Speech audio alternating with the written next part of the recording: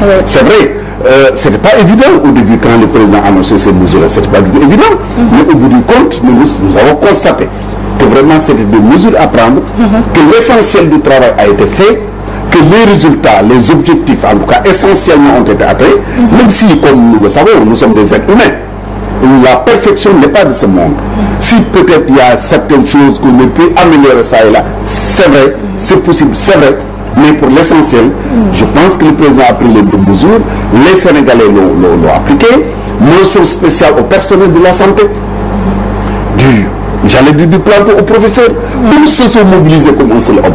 Les forces de sécurité et de défense, le corps enseignant, qui a payé de sa personne, véritablement pour réussir à gérer cette pandémie-là au niveau des écoles. Vous avez vu ce qui s'est passé à un moment donné, malgré les difficultés, les enseignants ont accepté très difficilement, encore une fois, de regagner les salles de classe dans des conditions extrêmement difficiles, mais ils ont montré à tout un chacun qu'ils sont des Sénégalais, qu'ils sont des patriotes, et quand la patrie a besoin d'eux, vraiment c'est tous les Sénégalais. En face, on a un régime, surtout un ministre en charge de la distribution de l'aide alimentaire qui l'a fait d'une manière catastrophique. Il n'y a pas de catastrophe. Quelle est la catastrophe? Écoutez, vous savez, il faut que nous soyons, je m'excuse de le dire comme ça, il faut que nous soyons sérieux, encore beaucoup plus sérieux dans ce pays-là. Quand il y a des questions essentielles, nous, hommes politiques, des gens de la société civile, des syndicalistes, nous nous mettons là à raconter des choses qui n'ont rien à voir avec la réalité. Mais des fois, je vais vous surprendre quand je vous dirai que depuis des années, vous n'entendez presque jamais les paysans au niveau des radios et des télévisions pour protester contre telle ou telle autre chose. Et je vous raconte une anecdote. J'ai un fils que j'ai salué au passage, Amadou, qui discutait avec un de ses amis commerçants grossistes. Et ce grossiste lui a dit, mais Amadou, tu sais que nous travaillons pour lui. Il dit, pourquoi? Il dit que moi je suis grossiste. Les commerçants à qui je vendais le riz, le sucre, l'huile, et ainsi de suite, leurs clients, c'était en zone rurale. Mais depuis 3 mois, avec le riz que le président Macky Sall a distribué, les gens ne viennent plus acheter du riz. Ça veut dire qu'effectivement, les secours, les soutiens ont atteint les cibles. Maintenant, quand moi je me mets là... C'est d'une manière tardive. Vous savez. Mais c'est normal, même s'il a du retard, c'est tout à fait normal. Une pandémie qui a surpris tout le monde. Mais le monde entier a reconnu aujourd'hui que le Sénégal a géré cette crise-là de manière exceptionnelle. Et je n'ai pas attendu les satisfecits délivrés par certaines organisations pour en parler. J'avais envoyé des messages au président de la République. Je l'ai envoyé au ministre de la Santé. Parce que justement, j'ai des amis qui sont aux États-Unis qui m'avaient envoyé à l'époque des messages. Parce que là où ils travaillent, il y avait beaucoup d'Africains. Je ne veux pas les citer. Mais si je vous dis qu'il y a un pays africain loin du Sénégal, si vous, en tant que ressortissant de ce pays, si vous retournez, c'est-à-dire que vous allez envoyer, vous retournez dans ce pays-là, arrivez à l'aéroport, vous versez 500 000 francs CFA pour être pris en charge et mis en quarantaine pendant 14 jours. Et c'est vous-même qui payez 500 000 francs pour être pris en charge. Est-ce que nous, on nous l'a demandé? Non. On nous a demandé 40 000 francs pour les... Alors, mais il faut, là aussi, je reviens pour dire, soyez sérieux. Quand moi, je peux payer un billet d'avion pour aller en France, pour aller en Allemagne, pour aller aux États-Unis, on nous demande de payer 40 000 francs pour faire un test. Quand même. Ça me rappelle un peu quand le président Wade, que je salue au passage, comme j'ai l'habitude de dire, il y a quand il lance l'idée du projet de l'aéroport de Diass à l'époque, il avait dit j'avais des surtaxes sur le billet. Monsieur le Président, il dit écoutez, quelqu'un qui peut payer son billet pour aller en vacances en France, on lui demande de mettre 10 000 francs ou 20 000 francs de plus qui vont servir à construire un aéroport, on vous dit qu'il ne peut pas le faire. Mais non. Et au bout de quelques temps, des milliards ont été rassemblés. Donc, encore une fois, celui qui quitte un pays pour aller vers un autre pays et qui me dit je ne peux pas payer 40 000 francs, je regrette de le dire. Donc, on trouve davantage la poche du citoyen lambda. Mais non, ça, ce n'est pas le citoyen lambda. C'est le citoyen normal comme vous et moi. Si vous êtes, je ne sais pas, si vous êtes malade aujourd'hui, vous serez parti à la clinique, vous serez parti à l'hôpital, on vous demande de payer des ordonnances, vous les payez. Pour votre santé, vous pouvez sortir 300 000 francs pour payer un billet aller au Maroc, mais vous ne pouvez pas sortir 40 000 francs pour faire des tests. C'est pourquoi je dis qu'il faut que nous-mêmes, nous avons la chance, nous ne sommes pas meilleurs que les autres. Nous ne sommes pas plus intelligents que les autres. Nous avons la chance d'être invités sur des plateaux de télévision. Vous-même qui êtes en face de moi, vous n'êtes pas meilleur que les autres. Vous avez la chance d'avoir un plateau sur lequel vous pouvez discuter avec les gens. Il faut que nous-mêmes, nous sachions discerner le bon et le faux. Le bon débat, le débat qui peut nous faire avancer. Mais est-ce qu'un débat sur autour de, on me demande de payer 40, est-ce que ce débat fait avancer? Nous sommes avancer. Mais pas du tout. Si, je regrette, ça ne nous fait pas avancer. Les gens de la diaspora s'en ont ouvert aux médias pour dire qu'ils ne peuvent pas donner cet argent. Et si c'est gratuit dans leur pays d'origine, et en venant au Sénégal, ils sont obligés de débourser 40 000 francs CFA. Mais écoutez, Ndeye Fatou, oui. Encore une fois, je regrette vraiment moi je le souhaitais que tout soit gratuit. Je le souhaitais que tout soit gratuit, mais ce n'est pas possible.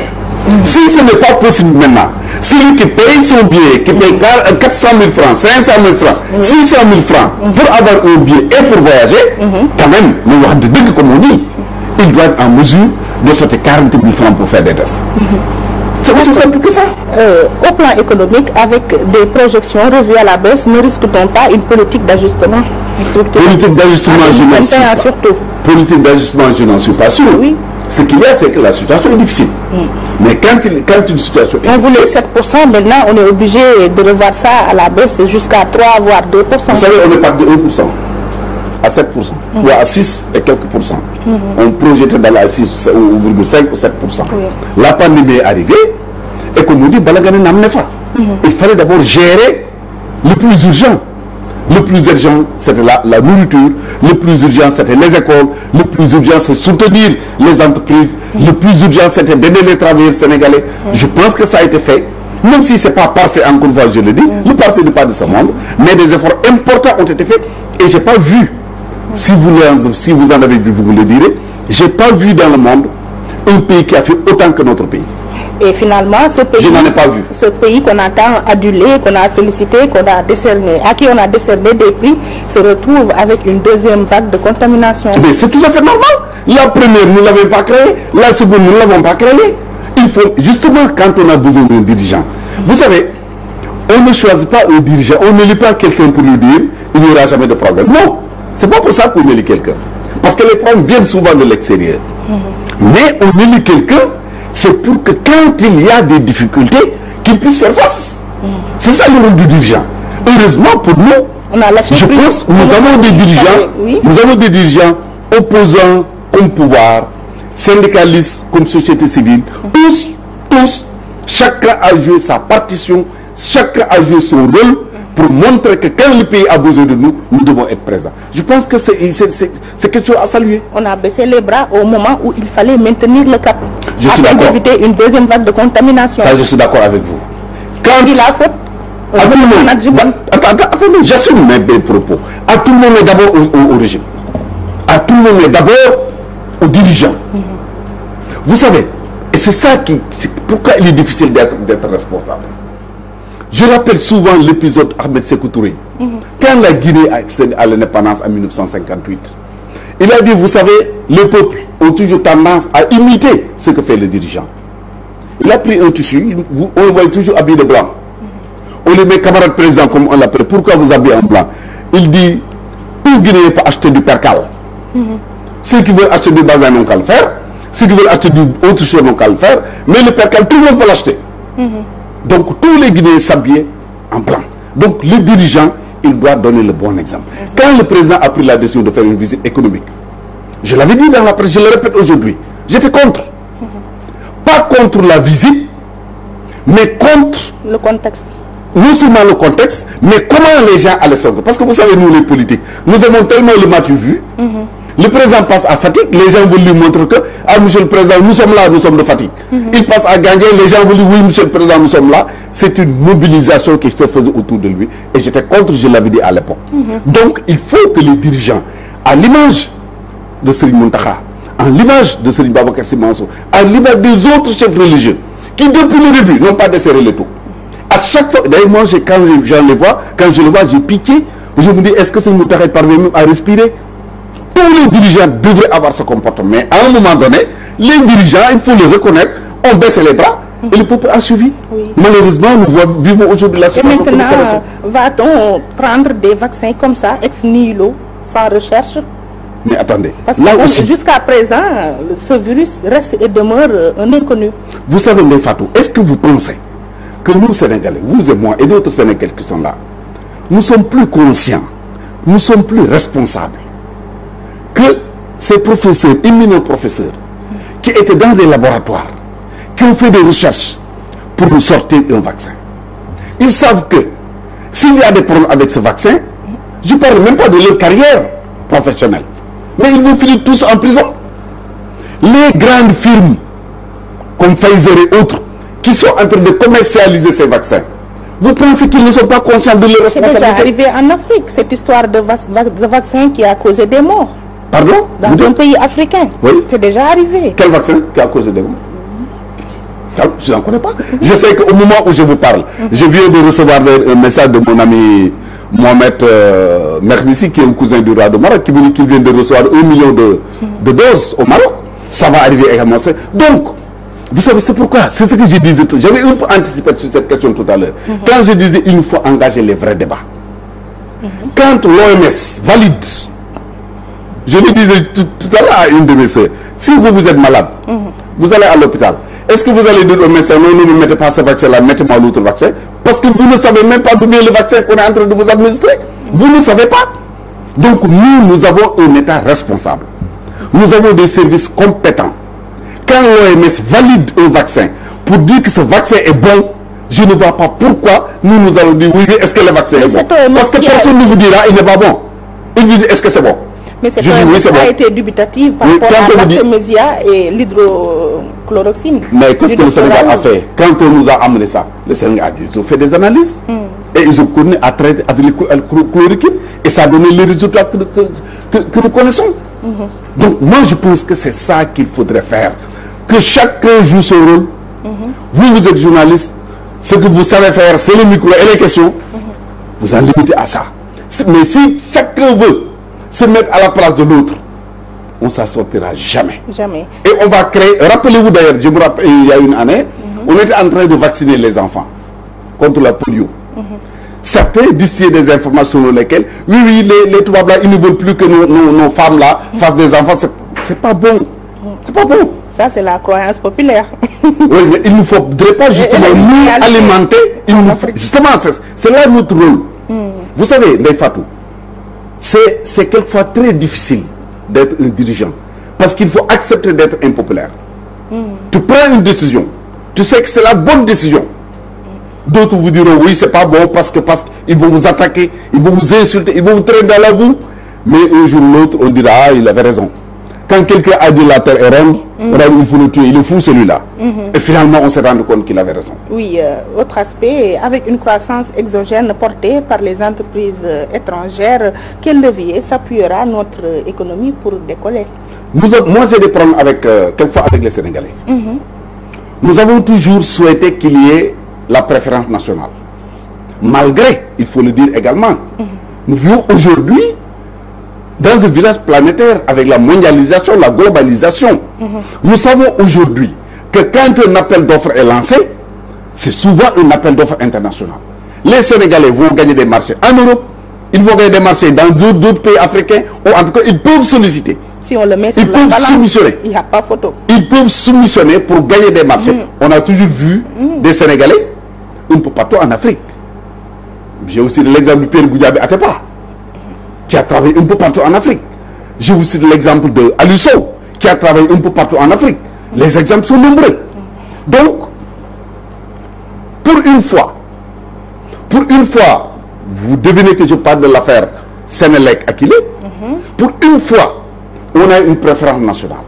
Ceux qui nous disaient oui à la préférence nationale, c'est ceux-là qui sont allés combattre les Sénégalais. C'est très grave. Donc, il faudrait d'abord savoir raison garder. Il faut savoir également ce qu'on veut. Et nous vivons dans un monde qui ne nous permet plus de dire le Sénégal au Sénégalais, le Mali au Malien, la Guinée au Guinéen, ça c'est terminé. C'est un monde de combat, il faut accepter de se battre. Mais quelle possibilité s'offre à un Sénégalais qui voudrait investir en France ou bien gagner des marchés là-bas? Mais il n'a qu'à se conformer à la législation française, c'est aussi simple que ça. Comme eux se conforment à la législation sénégalaise, c'est aussi simple que ça. Oui, en revenant sur les choix, à mon avis, inopportuns côté investissement, l'argent injecté... Quel choix le porteur? Je m'explique. L'argent injecté dans le TER, le BRT, le stade multifonctionnel de Diamniadio et tant d'autres pouvait servir à lutter d'une manière pérenne contre les inondations, mais aussi alléger le coût de la vie, la souffrance des Sénégalais, et pourquoi pas investir un peu dans l'habitat. Vous savez, oui, quand on aspire à diriger un pays, d'abord on ne doit pas faire de l'amalgame. Ensuite, on ne doit pas avoir une vue aussi basse. Je vous donne un exemple. Déjà en 1979, le Sénégal avait réussi à obtenir un financement pour réaliser l'autoroute Dakar-Thiès. Arrivé au pouvoir, le président Abdou Diouf a privilégié la politique de l'eau. Il a dit, parce que sa première visite c'était au Sine Saloum, il a dit, j'ai été au Sine Saloum, on m'a dit, première doléance, l'eau. Deuxième doléance, l'eau. Troisième doléance, l'eau. Et toujours maintenant, c'est plus même d'actualité en 2020. Bon, alors, oui. Donc il a préféré faire de l'eau. Aujourd'hui, on a été obligé de réaliser donc l'autoroute à péage, Dakar-Diamniadio, ensuite l'autoroute Ila Touba. Et l'eau ne coule plus dans les robinets à Dakar. Si tu veux, on reviendra sur la question de l'eau. Alors donc ça a coûté ce que ça a coûté. On aurait pu réaliser ça depuis les années 80, on ne l'avait pas fait. Aujourd'hui, une étude de la Banque mondiale montre que le Sénégal perd chaque année 100 milliards à cause des embouteillages à Dakar. 100 milliards sont perdus chaque année par le Sénégal à cause des embouteillages. Vous ne voulez pas qu'on trouve une solution à ça? En 1978, quand l'ancien maire de Dakar, Mamadou Diop, à l'époque ministre des Travaux publics, urbanisme et de transport, quand il pilotait un projet pour réaliser les parcelles assainies, un journaliste, Mamles, l'appelait le goudronneur du désert. Il avait été critiqué et traîné dans la boue. Si les parcelles assainies n'avaient pas été créées en 1978, que serait devenu Dakar aujourd'hui? Il fallait un chef d'État qui accepte de prendre en charge ces questions-là. Ce sont les questions infrastructurelles. Le président Wade l'avait commencé. Qu'est-ce qu'on ne lui a pas dit quand il réalisait l'autoroute, la corniche? Qu'est-ce qu'on n'a pas dit quand il créait le monument de la Renaissance? Qu'est-ce qu'on n'a pas dit quand il lançait les grandes infrastructures? Il est parti. Le président Macky Sall est en train de marcher sur les traces du président Wade. Aujourd'hui, on a 18 autoponts qui sont en train d'être faits au niveau du Sénégal. Les 15 pratiquement à Dakar. Et d'ici la fin du mois de décembre, nous allons réceptionner tous ces autoponts-là pour permettre une circulation fluide. Je dis souvent à des amis, je le dis à mes enfants, que Dieu me donne longue vie, que je puisse assister au fonctionnement de la ville de Dakar dans 2 ans, dans 3 ans. Quand nous aurons tous les autoponts fonctionnels, quand nous aurons le BRT, dont vous avez parlé tout à l'heure, quand nous aurons le TER, nous allons avoir une très belle, une très grande capitale. Je pense que, je termine sur ça, je pense que si on dirige un pays, on doit avoir cette vision du futur. Et non pas dire, oui, il me faut... Parce que c'est comme un père de famille. Donnez la dépense pour manger. Ne vous enlevez pas le devoir de donner l'électricité. Ne vous enlevez pas le devoir de payer l'eau. Ne vous enlevez pas le devoir de payer la scolarité des enfants. C'est exactement ce que vous venez de dire. Le BRT, le TER, les autoponts, ainsi de suite, n'ont rien à voir avec la nourriture, n'ont rien à voir avec l'urbanisation des villes, n'ont rien à voir avec la construction des habitats. Dans chaque domaine, le gouvernement, l'État a l'obligation de faire et l'État est exactement en train de faire. En effet, combien doit-on casquer pour nous offrir ces joyaux? Le prix n'est pas important pour moi. Il n'y a aucune espèce d'importance.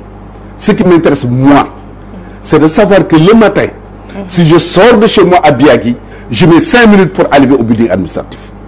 L'important pour moi, c'est de savoir que si le lendemain matin, ma fille Koumadia que je salue à Thiès, elle quitte Thiès, elle prend l'autoroute à péage en une demi-heure, elle est à son lieu de travail à Dakar. C'est ça qui est important pour moi. Parce que pendant des années, pendant des décennies, nous avons dépensé beaucoup d'argent dans beaucoup d'infrastructures, dans beaucoup de ce qu'on pourrait appeler d'ailleurs des manifestations de prestige. Qu'est-ce que ça a donné au pays?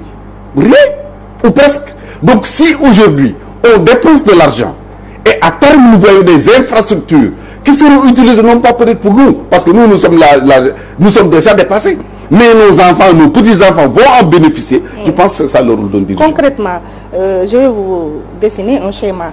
Dans le budget 2020-21, on a donné au ministre Mansour Faye 2227 milliards de francs CFA comme budget. Et à côté, pour l'éducation nationale, l'avenir de nos enfants, on a octroyé 500 milliards de francs CFA. Oui, c'est quoi le problème? Alors, donc cette jeunesse est toujours laissée à elle-même. Mais c'est dommage de poser des questions comme ça. Parce que vous savez le danger. Vous posez une question de cette nature. Ceux qui comprennent, comprennent. Malheureusement, ceux qui ne comprennent pas ne retiennent que le train qui arrive en retard en gare. Je n'ai pas suivi tout le vote du budget. Mais j'ai suivi le ministre de l'Éducation nationale, que je salue au passage, dire l'autre jour que 3000 enseignants vont être recrutés cette année. C'est pas à saluer ça? Que le déficit va être résorbé, c'est pas à saluer? On ne peut pas faire de comparaison, justement, on ne peut pas faire de comparaison entre le fonctionnement du ministère de l'Éducation nationale, on ne peut pas faire la comparaison entre le fonctionnement du ministère de l'Éducation nationale et des infrastructures. Je viens d'en parler tout à l'heure. Et il y aura d'autres, des infrastructures qui sont en construction, qu'on ne construit qu'une seule fois. Vous savez, le salaire, il vient tous les mois. On est d'accord? Tous les mois, le salaire vient. Et il grossit d'ailleurs tous les mois. Mais si vous construisez un bâtiment, c'est une fois et c'est terminé. Donc, on ne peut pas faire cette comparaison. Chacun a son rôle à jouer. Souhaitons que chacun puisse... Mais le Japon a fait le contraire, parce qu'au Japon, on a privilégié l'éducation. On a beaucoup misé sur l'éducation. Vous pensez que nous n'avons pas privilégié l'éducation? Vous le pensez réellement? Que nous n'avons pas privilégié l'éducation? J'ai applaudi hier, j'étais dans ma voiture, et j'ai entendu un reportage, je pense que c'était sur je ne sais plus quelle radio encore, dans lequel une étude montrait que les filles, non seulement sont actuellement plus nombreuses dans les salles de classe, mais sont toujours premières, sont toujours en tête. Vous pensez que ce travail-là, c'est pas seulement ce gouvernement-là. Les différents gouvernements qui se sont succédés, les enseignants, tout le corps enseignant de manière générale, ils ont dormi sur des lauriers pour arriver à ce résultat. Vous pensez que nos professeurs, qui par exemple au niveau du CAMES, ont toujours les meilleurs résultats. Vous pensez que c'est parce qu'on a dormi qu'on a eu ces résultats-là? Nos étudiants qui vont en Europe, allez au Canada, partout où vous les trouvez, ils sont les meilleurs. D'ailleurs, on trouve ici des étudiants moyens, mais quand ils vont en Europe, mais il faut partie des meilleurs, des premiers. Vous pensez que ça, c'est parce qu'on a négligé l'éducation nationale? Si on avait dit, on ne serait pas arrivé à ce résultat. Maintenant, ce qu'il faut, il faut toujours essayer d'aller de l'avant. Quand je vois encore des abris provisoires à l'intérieur du pays, j'ai mal. J'ai mal. Quand je vois le traitement de certains enseignants, je ne suis pas satisfait. Mais il faut avancer. Il faut faire des pas en avant. Ça ne veut pas dire que rien n'a été fait. Non, beaucoup d'efforts ont été faits jusqu'au moment où nous parlons. Mais je pense qu'il faut aller de là-bas, qu'il faut pousser davantage. Oui, pour en terminer avec ce budget 2021, 40%, on l'espère puiser au niveau des recettes douanières, ce qui va encore rendre difficile le travail ou bien la vie de beaucoup de personnes qui tournent autour de la douane. Malheureusement, c'est vrai. 40%. Mais malheureusement, on demande trop à cette douane. Malheureusement, le pays est ce qu'il est aujourd'hui. Espérons que, malheureusement, la pandémie nous a créé des problèmes. Espérons que dans 2 ans, dans 3 ans, dans 4 ans, les tendances vont être inversées. Et vous me permettez d'ailleurs de saluer un monsieur que je ne connais pas. Franchement, je pense que c'est un certain Diop qui habite Guédiawaye. Parce qu'on parle d'économie, on va sortir de cette voie-là. C'est pourquoi je souligne cette proposition qu'il a faite. Je l'ai écrit ce matin, je pense que c'est sur la RFM. Et j'ai beaucoup apprécié. Parce que vous le savez, il y a un débat aujourd'hui, pour ne pas dire une crise, au niveau de la commercialisation de l'arachide entre nos opérateurs économiques et les Chinois. Le gouvernement a fixé à, je pense, 250 francs, ou je ne sais plus combien encore, le prix. Les Chinois sont en train d'acheter à jusqu'à 350, oui. C'est à l'honneur de toute façon, c'est bien pour le paysan sénégalais. D'ailleurs, tout à l'heure, quand je vous disais... Oui, mais quand je vous disais tout à l'heure que vous n'entendez pas les paysans protester, est-ce que vous savez, les Fatou, que l'année dernière, pendant la campagne arachidière là, les Chinois ont mis 100 milliards dans les poches des paysans sénégalais et 10 milliards pour la manutention. C'est extrêmement important. J'allais à Saint-Louis l'autre semaine avec ma fille, la grande sœur de Thio, Liliane. Je lui disais, regarde, parce qu'on a l'habitude souvent de discuter à la maison. Je lui dis, regarde tous ces villages que tu traverses. compte-moi le nombre de cases que tu vas trouver, que tu verras dans ces villages-là. Ils sont très peu. Sur toute la route des Niayes. Et dans ces villages, tu as l'eau, tu as l'électricité, tu as le téléphone, tu as tout ce qu'il faut. Alors, donc, la proposition de ce bien-là, c'est de dire, enfin, je ne le connais pas. C'est de dire, aujourd'hui, il y a la Sonacos qui dit il faudrait prendre des mesures pour que tu achètes des graines et tout. Lui, il a proposé que la Sonacos puisse disposer de terre, suffisamment de terre, et de cultiver ses arachides. Chaque année, la Sonacos dit j'ai tant d'hectares, je cultive de l'arachide, j'utilise des Sénégalais et les récoltes seront transformées dans les usines même de la Sonacos. Je pense que, a priori, en tout cas, c'est une excellente proposition. Il faudrait réfléchir autour de celle-là pour avancer. Mais encore une fois, pour revenir à votre question, 40% de budget, oui, vont tirer des recettes douanières. C'est lourd, c'est difficile, mais on n'a pas le choix. On en demande trop aux citoyens. C'est pas qu'on demande trop aux citoyens. Le fay toy moo fay ndox. ñak bi li fay ñuul moo fa nekk. C'est ça qu'on a. Et si on ne le fait pas, qu'est-ce qu'on va faire? On va augmenter le prix de l'électricité, ça va créer des problèmes. On va augmenter le prix de l'eau, ça va créer et ainsi de suite. Souhaitons, cette année on a une bonne campagne agricole. Souhaitons que ça continue. Souhaitons que dans 2 ans, dans 3 ans, que nous pouvons exploiter correctement les ressources nationales qui vont en fait nous soulager à partir de ce moment. Je pense qu'on n'aura plus à recourir aux taxes douanières pour renforcer notre budget. Oui, durant la session budgétaire, vous avez suivi de près à l'Assemblée nationale les scènes de pugilat qu'on y a vécues, à part les bagarres et invectives. Ce peuple mérite ses représentants. Mais ça, c'est rien du tout, c'est des détails. Ah oui? Moi, quand je suis en France, tous les mercredis, je suis le débat parlementaire. Mais je vois pire que ça. Dans tous les pays du monde, vous le voyez. Bagarre. Mais je vous dis, je vous assure. Je ne veux pas citer certains pays pour des raisons diplomatiques. Mais dans tous les pays du monde, vous avez ces trucs-là à l'Assemblée nationale. Mais c'est rien du tout.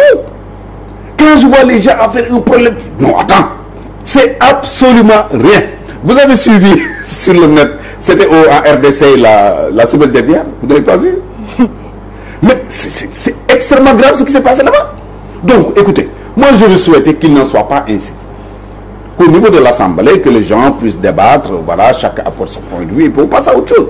Mais il y a plus important que ça pour moi, c'est comme si, par exemple, on nous dit oui, les Sénégalais, ils sont soucis, les Sénégalais sont méchants.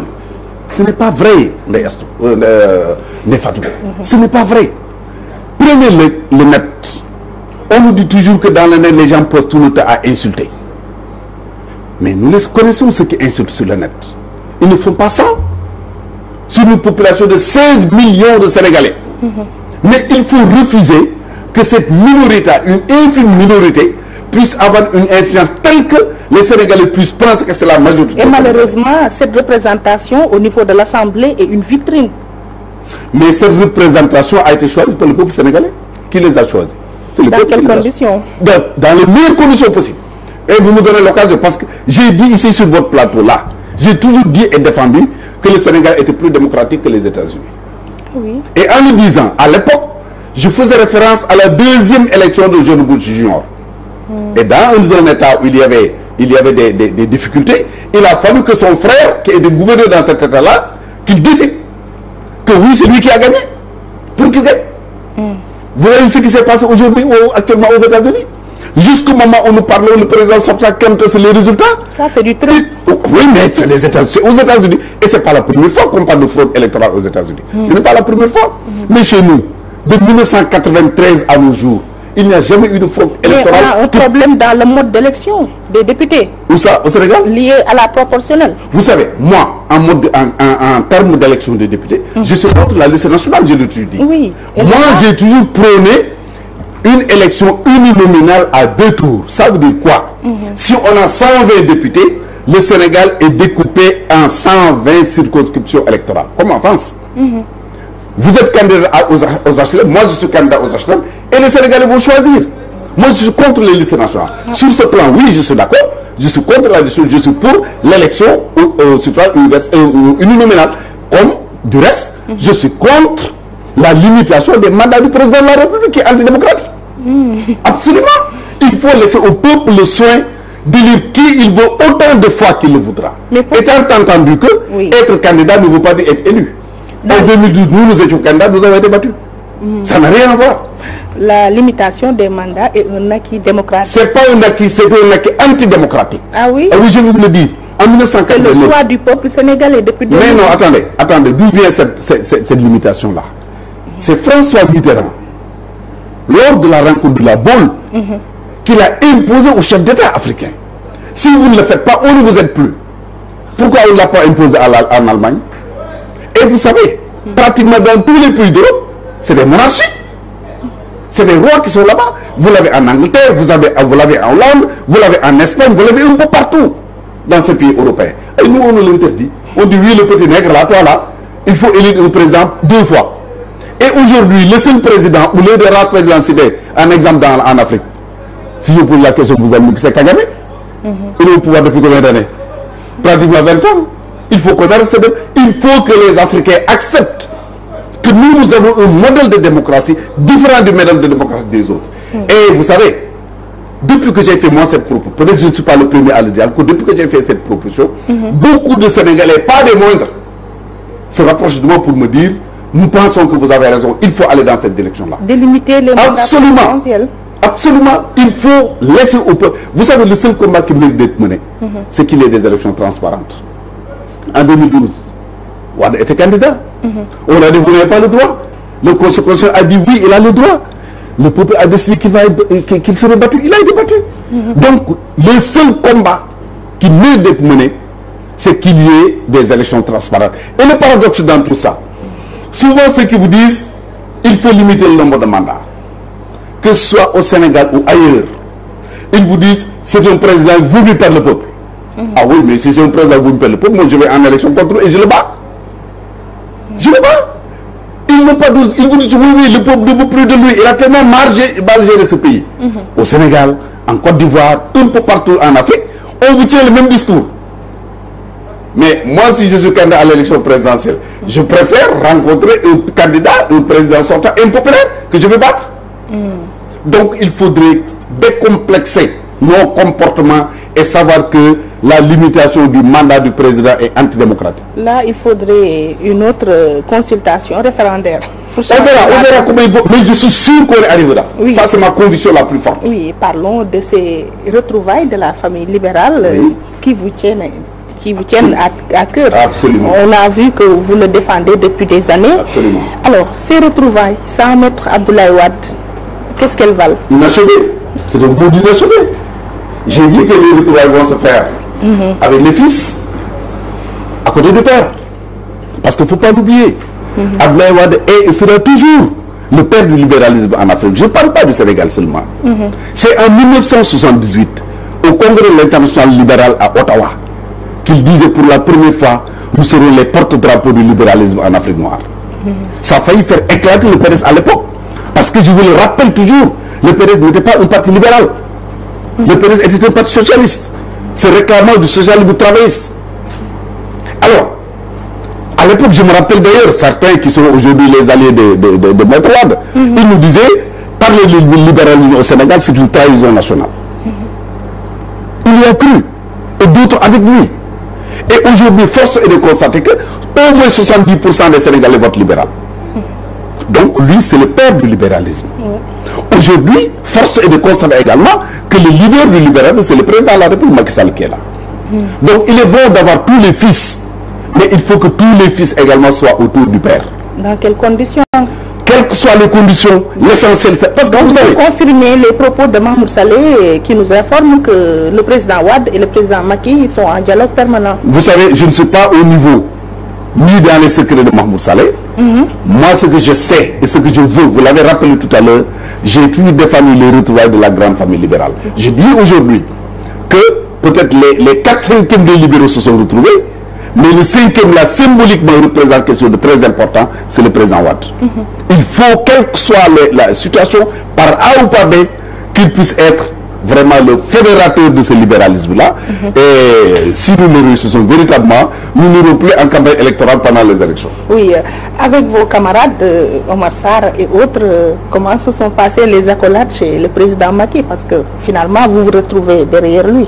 Mais c'est très bien, vous savez, quand vous partagez un certain nombre de choses, dans la vie, il faut qu'il y ait des hauts et des bas, c'est normal. Vous voyez, dans un couple, vous vous rencontrez quelque part, vous vous aimez, c'est les grands amours, vous êtes ensemble. À un moment, il peut y avoir des problèmes. Mais vous vous retrouvez entre père et fils, c'est la même chose. Donc, entre que ce soit Omar Sarr ou les autres, à un moment, il peut y avoir des divergences. Et la seule divergence entre les libéraux, la seule, c'est le cas de Karim Wade, il n'y a pas une autre. C'est-à-dire, si aujourd'hui Macky Sall a des problèmes avec Abdoulaye Wade, ou si Macky Sall a des problèmes avec d'autres libéraux, c'est à cause de l'affaire Karim Wade. Il n'y a pas eu autre chose. Est-ce que vous avez vu le PDS dire sur le programme-là que Macky Sall est en train d'appliquer, dans le fond nous ne sommes pas d'accord sur l'orientation parce que ceci ou cela? Vous ne l'avez jamais entendu. oui. Parce que c'est le même programme, c'est la même orientation, c'est la même idéologie. Il n'y a que le cas Karim Wade. Et je pense que quand on raisonne maintenant en termes d'État, quelle que soit la personne considérée, son problème devient secondaire par rapport au problème de l'État. Le cas Karim Wade, que faire pour le résoudre? Je ne sais pas, il faut trouver une solution. Moi, j'ai ma recette, mais que je ne vais pas dévoiler ici sur le plateau. Comme j'ai eu d'autres recettes sur d'autres questions, Dieu merci, les faits nous ont donné raison. Pour ce cas précis, une loi d'amnistie? Je ne sais pas, mais on parviendra à trouver une solution. J'en suis sûr. Il faut y aller mollo et on trouvera la solution. En tout cas, comme je dis, moi j'ai ma recette et je suis sûr que cette recette permettra de régler le problème. Le problème. Votre compagnonnage avec le président Macky Sall, il est basé sur quoi? Ah, mais sur tout ce que j'ai dit. Quoi? Vous avez dit concrètement, surtout ce que d'abord. Récemment, on l'a vu faire des nominations, il a réaménagé son gouvernement, il y a eu le retour d'Idrissa Seck. Oui. Pour lequel j'ai beaucoup travaillé. Ah oui? Absolument. En quoi faisant? Absolument. En rapprochant les points de vue. En discutant avec les uns et les autres. Ah oui, oui. Les deux hommes. Mais vous savez, moi j'ai l'habitude, en dehors de Wade, je n'ai plus de mettre en politique au Sénégal. Tout ce qui sera, ils viennent apprendre peut-être avec moi ou derrière moi. Donc l'expérience que j'ai eue, qu'elle soit importante ou pas, je dois mettre cette expérience-là au service du peuple. C'est ce que je suis en train de faire. Donc j'ai beaucoup travaillé avec d'autres, c'est vrai, beaucoup, pour qu'il y ait d'abord de l'apaisement dans ce pays-là, pour que les libéraux puissent se retrouver, pour qu'ils puissent parler le même langage. C'est ça qui est important pour moi. Maintenant, en filigrane, je vois un peu venir votre question. Pourquoi vous n'avez pas été nommé? Allez le demander à Macky Sall, c'est pas à moi qu'il faut poser la question. Moi, je fais ce que j'ai à faire, j'en ai terminé. Les rapprochements entre le président Macky et Idrissa Seck se sont faits juste après la présidentielle ou bien depuis quelque temps? Non, c'est récent, c'est récent. Ah, oui. Vous savez. Donc on nous dit que c'est depuis plus d'un an. C'est pas vrai, ce n'est pas vrai. Idrissa Seck a fait une mauvaise communication sur cette question-là.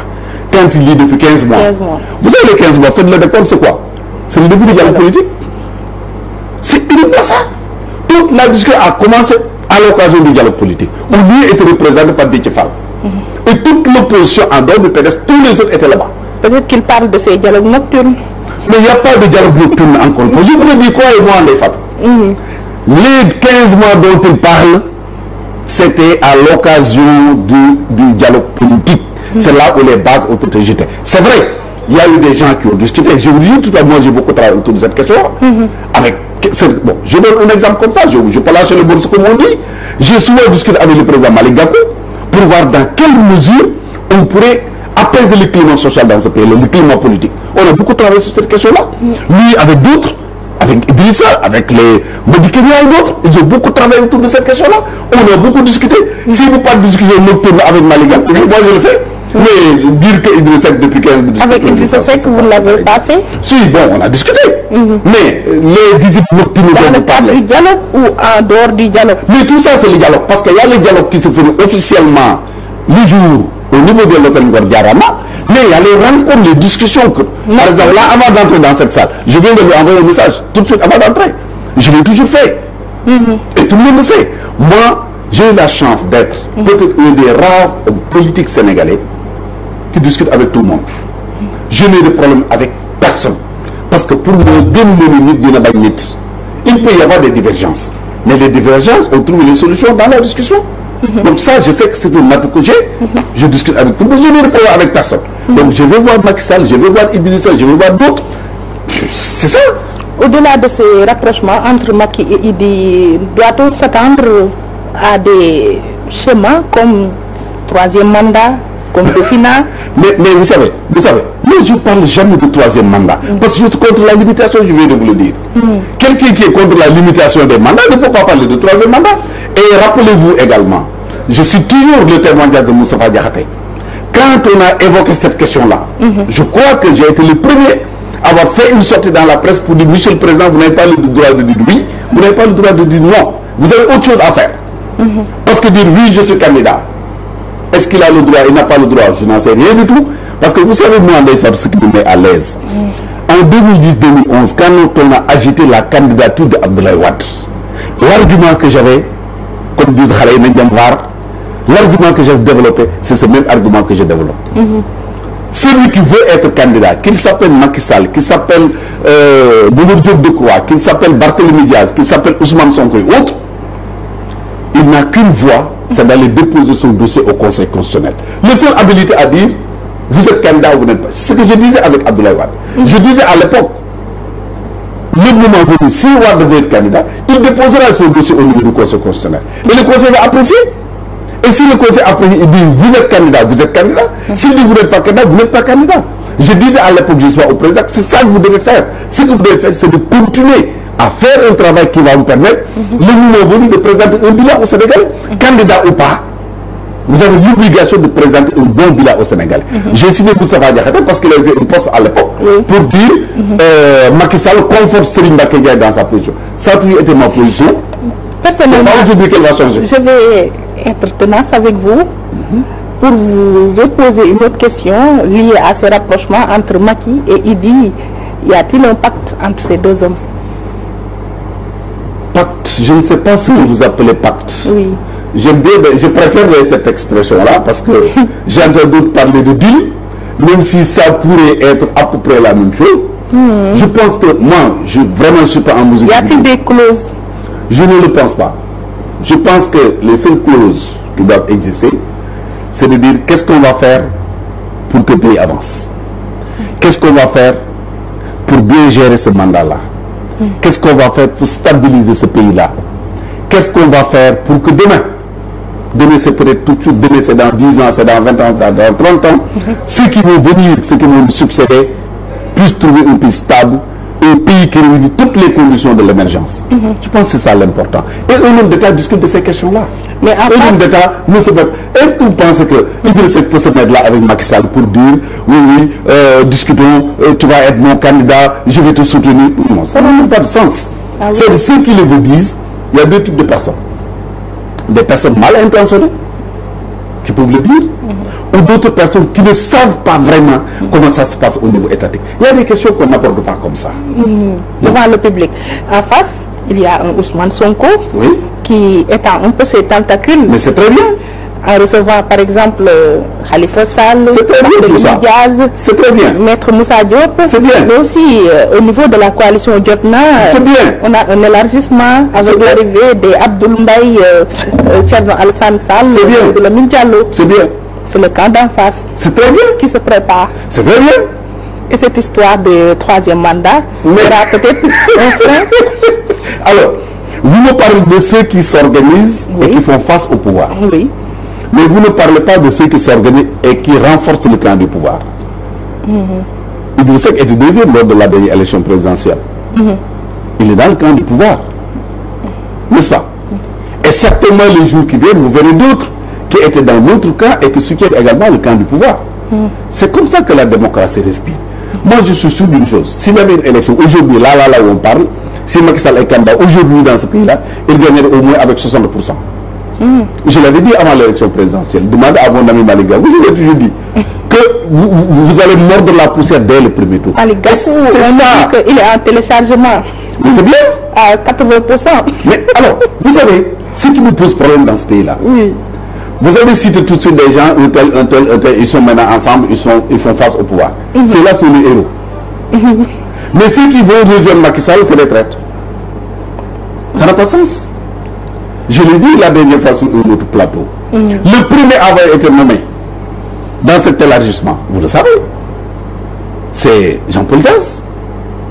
Est-ce que Barthélémy a le droit de dire que ceux qui ont été nommés par Macky Sall, c'est des traîtres? Il n'a pas le droit de le dire. Il faut qu'on se respecte.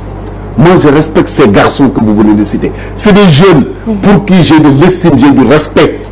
Moi, je sais ce que c'est que la politique. C'est extrêmement difficile. C'est coûteux, c'est difficile la politique. Quand vous voyez des jeunes qui s'engagent, qui peuvent laisser leur vie parce qu'ils sont engagés en politique, qui peuvent aller en prison, qui peuvent perdre leur emploi, qui vont priver de vie de famille. J'ai beaucoup de respect pour ces jeunes-là. Oui. Mais il faut en retour également, eux aussi, qu'ils comprennent que c'est ça la politique. Vous êtes avec celui-là, l'autre, il est avec l'autre camp. Personne ne pourra me dire que dans le cas du pouvoir, il n'y a que des gens qui sont bons. Dans le cas de l'opposition, il n'y a que des gens qui sont mauvais. Ou bien dans le cas de l'opposition, il n'y a que des gens qui sont bons. Dans le cas du pouvoir, il n'y a que des gens qui sont... Ceux qui sont là étaient là-bas. Ceux qui sont là-bas étaient ici. Oui, parlons de ces leaders, du rappel dont vous assurez la coordination. Est-ce qu'ils sont bien valorisés par le président Macky? Même pas un ministre parmi vous? Alors, si c'était l'objectif, dès le début, moi je me suis retrouvé avec le président Macky Sall pour la première fois en 2012, retour de Versailles, où je devais discuter avec lui du statut de l'ancien président de la République. Parce que je vous le rappelle, avant l'avènement de Macky Sall, les anciens présidents avaient un salaire de 2 millions de francs CFA, avec 3 personnes à leur disposition. C'est avec Macky Sall que ça a été revu et fortement revu à la hausse. Donc moi j'étais avant, c'est vous qui avancez le chiffre. En tout cas, ça a été fortement revu à la hausse. Moi j'étais allé discuter avec lui de cette question-là. Et quand il a fini de régler cette question-là, j'étais très satisfait parce que pour moi ce qui m'intéressait c'était le cas d'Abdoulaye Wade. Et quand il a fini de régler cette question-là, je lui ai dit, Monsieur le Président, vous le savez, mon père spirituel, c'est Abdoulaye Wade. Il ne sera plus candidat. Pour la prochaine élection, moi je ne suis pas candidat. Et sachez que quel que soit ce qui va arriver, vous serez mon candidat à la prochaine élection. Il me dit, ah bon, j'ai dit oui, il me dit, alhamdoulilah. Donc, s'il fallait négocier de postes, de responsabilité ou quoi que ce soit, c'est à cette occasion-là que j'allais le faire. Je ne l'avais pas fait, c'est pas aujourd'hui que je vais le faire. Je suis très à l'aise. Mais ce qui me met à l'aise, je dis ce que je pense et tel que je le ressens. Et je n'ai aucun problème par rapport à ça. Nous le soutenons de manière très sincère, sans rien exiger de lui. Parce que comme j'ai l'habitude de dire, bon soutenir nit ba pare nekk problème ci moom nekkatul soutien. Quand tu soutiens quelqu'un, tu le soutiens de manière désintéressée. S'il pense maintenant qu'il doit te confier, qu'il doit demander de garder la chaise là, si tu peux garder la chaise, tu le fais. Si tu peux, je suis président, je ne peux pas le faire. Oui, et celui que vous soutenez, s'il était si bien à l'aise comme il le laisse paraître, allait-il chercher 30 débatteurs pour défendre son bilan? Alors, pourquoi il a cherché 30 débatteurs, je n'en sais rien du tout, je ne suis pas dans sa tête, je ne lui ai pas posé de questions. Je sais par contre que, comme je dis en wolof, même àjjana boo fa yóbbu nit te xamul ni àjjana nga ko yóbbu du la topp. Vous avez évoqué tout à l'heure la question de l'eau. J'y reviens moi-même parce qu'elle m'intéresse. Et je le disais à quelqu'un hier seulement.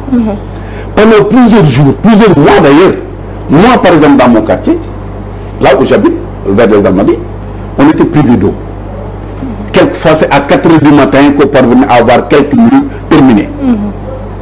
Et pourtant c'était pour la bonne cause. C'était pour la bonne cause. C'est l'eau, et j'ai vu, j'ai été visité moi-même. J'ai vu vers le cimetière de Yoff, ils étaient en train de changer les tuyaux pour mettre des diamètres plus grands, pour pouvoir alimenter correctement l'eau dans ces quartiers-là. Mais si vous devez faire un tel travail, vous devez aller vers les populations. C'est pour répondre à votre question-là. Il faut aller vers les populations pour dire aux gens, écoutez, vous allez avoir des difficultés d'eau pendant tant de mois ou pendant tant de semaines. Voilà les raisons pour lesquelles nous voulons bien sûr, voulons vous servir de l'eau en quantité et en qualité. Et les gens vont comprendre. Ça n'a jamais été fait. Prenons l'exemple des autoplans dont j'ai parlé tout à l'heure. Il était important, dès le départ, que les autorités en charge de cette question-là puissent parler aux Sénégalais, qui savent qu'attention, pendant 6 mois, on va avoir des difficultés de transport à Dakar parce que l'île a mis le def. Mais au bout de ces 6 mois-là, les questions vont être réglées. Dans tous les autres domaines, je pense que c'est ça qu'il faut faire. Alors, si vous ne le faites pas, il y a des incompréhensions entre ces acteurs et tout répercuté au niveau du président de la République. Parce que comme le disait Tchomsen dans sa belle chanson dédiée à Yaya Jammeh, le président de la République, si vous avez des problèmes d'eau, c'est Macky Sall. Si vous avez des problèmes de circulation, c'est Macky Sall. Si vous avez des problèmes d'éclairage, c'est Macky Sall, parce que c'est lui qui a été élu par les Sénégalais. Donc il est normal aujourd'hui, si lui, je dis bien si, il constate qu'il y a un déficit de communication, qu'il puisse chercher la meilleure façon. Et j'ai bien rappelé ce qui a été fait hier, par exemple, où on a eu deux ministres, le ministre de l'Agriculture et le ministre de la Santé, qui ont parlé justement des questions importantes, par des questions que nous vivons à l'heure actuelle. Mais cela se faisait à l'Assemblée nationale, avec les questions orales. Non, vous savez que ça n'a rien à voir. Ce qui se fait à l'Assemblée nationale, avec des questions orales, attendez, des questions orales qui sont posées, des réponses ont été apportées, ça n'a rien à voir avec un ou deux ministres qui viennent face à la presse, qui répondent à des questions, qui interviennent sur des questions d'actualité. Moi, je pense que c'est une très bonne chose. Est-ce qu'ils vont réussir maintenant la mission qu'on attend d'eux? Je n'en sais rien du tout. Parce que vous savez également, pour communiquer, il ne suffit pas d'être bardé de diplôme pour être un bon communicant. Ça, c'est autre chose. Les diplômes n'ont rien à voir avec la communication. Ce que vous avez dans la tête là, ce que vous savez, ça n'a rien à voir. On vous dit souvent en communication, en ce que vous pensez, comment vous le dites et comment les gens comprennent, il y a toujours un fossé. Il peut y avoir toujours un fossé. Donc, l'initiative en tout cas, elle est bonne.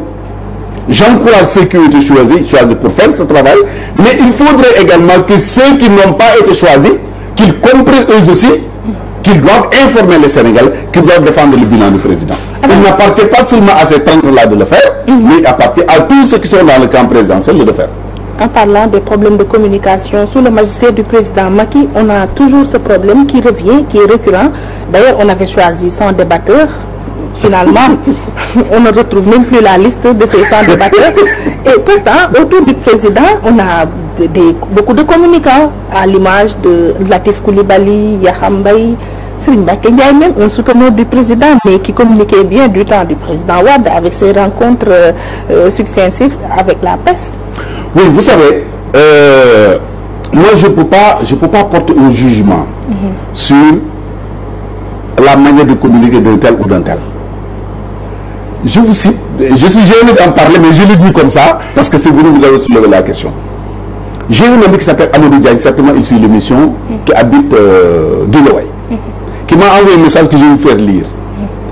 Il me dit, il y a une personne qui lui a envoyé un message, cette personne est dans la magistrature, mais pas dans la politique, qui dit, je ne comprends pas le président Macky Sall. Parce qu'il a le meilleur débatteur du pays, le meilleur communicant, il ne veut pas l'utiliser. Et l'autre, j'ai également le message avec moi, lui il dit qu'il est convaincu que le président Macky Sall ne veut pas de troisième mandat. Et sa femme, qui est une amie à moi, sa femme lui dit, mais pourquoi tu le dis? Il dit, s'il voulait un troisième mandat, il est un tel dans la communication.